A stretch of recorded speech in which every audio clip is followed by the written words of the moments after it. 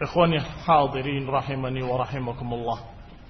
Kaum muslimin yang saya hormati, apakah dari kalangan yang kami hormati para jajaran pemerintah sipil ataupun militer, demikian pula pada kaum muslimin dari kalangan rakyat, sungguh sebagaimana dikatakan Bapak Syamak, semoga Allah membalasnya dengan kebaikan, sangat indah bersatunya al-hukam wal wahkumin, bersama-sama bahu-membahu antara pemerintah dengan rakyatnya untuk menanggulangi permasalahan-permasalahan yang terjadi di masyarakat, khususnya yang berkaitan dengan akidah dan akhlak. Ikhwani fillah azakumullah, Allah Subhanahu wa taala berfirman dalam satu ayatnya untuk mengingatkan kita tentang satu kenikmatan besar, yaitu kenikmatan persatuan dan ukhuwah.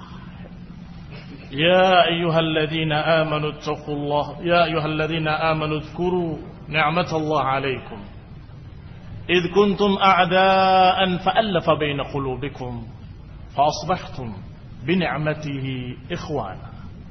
Kata Allah, wahai orang-orang yang beriman, ingatlah nikmat Allah atas kalian yang kalian dulunya berpecah belah, a'daan, bermusuh-musuhan, fa'alafa baina qulubikum, kemudian Allah satukan kalian, kata Allah, fa asbahtum bi ni'matihi ikhwana, maka dengan kenikmatan dari Allah kalian menjadi bersaudara. Kalimat wadhkuru, ingatlah kenikmatan Allah atas kalian, maknanya hendaklah diingat dan disyukuri. Kenikmatan ukhuwah islamiyah, kenikmatan persaudaraan, kenikmatan persatuan. Dan yang kedua, kata Allah, wa kuntum ala syafa hufratin minan nari fa anqadakum minha, dan kalian dulunya di pinggir jurang neraka, tetapi Allah selamatkan kalian daripadanya. Para mufassirun, para ahli tafsir menyatakan bahwa Allah menyatakan demikian agar kita mensyukuri kenikmatan Allah Subhanahu wa taala dalam bentuk persaudaraan dan dalam bentuk keselamatan dari api neraka. Wa dzkuru ni'matallahi 'alaikum id kuntum a'daan fa'alafa baina qulubikum. Ingatlah nikmat Allah atas kalian yang tadinya kalian bermusuh-musuhan, bertikai, berpecah, setiap suku dengan suku lainnya saling berperang, saling membunuh di zaman jahiliyah sebelum datangnya Islam. Tetapi dengan datangnya Islam, fa asbahtum bi ni'matihi ikhwana.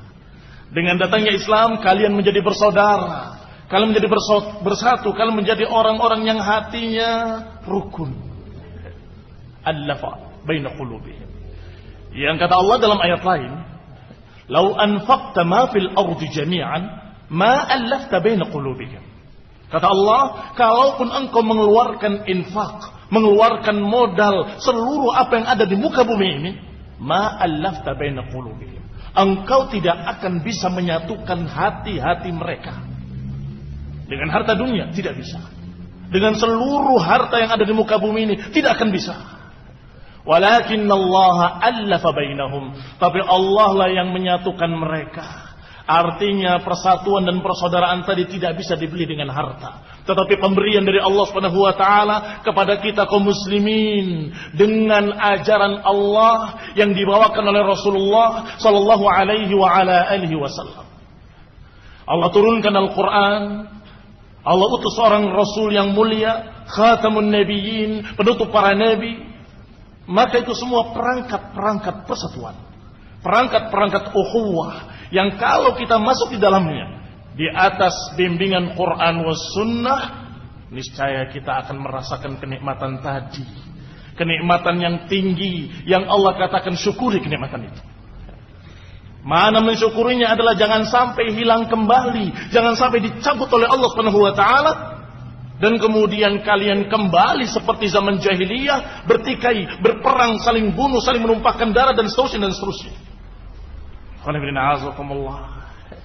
Mensyukuri nikmat ukhuwah adalah dengan tetap berpegang dengan perangkat-perangkat ukhuwah. Perangkat-perangkat ukhuwah itu adalah Alkitab was sunnah. Alkitab was sunnah. Al-Quran yang Allah turunkan dan bimbingan sunnah-sunnah Rasulullah sallallahu alaihi wa ala alihi wasallam. Tetapi khonifidin a'azakumullah kaum muslimin yang saya hormati, sunnatullah, sudah satu sunnatullah di alam ini. Allah sudah ciptakan demikian, setiap nabi punya musuh. Allah katakan, wa kadzalika ja'alna likulli nabiyyin aduwan syayatinal insi wal jin. Kata Allah, demikianlah kami jadikan bagi setiap nabi musuh-musuhnya, dari kalangan jin dan dari kalangan manusia. Yuhuna ba'duhum ila ba'din zukhrufal qawli ghurura. Kata Allah, musuh-musuh para nabi ini dari kalangan jin dan manusia saling membisikkan zukhrufal qawli ghurura, saling membisikkan ucapan-ucapan tipuan yang disebut oleh Allah dengan zukhrufal qawli ghurura, rangkaian kata-kata yang indah tetapi menipu, rangkaian kata-kata yang indah tapi menyesatkan.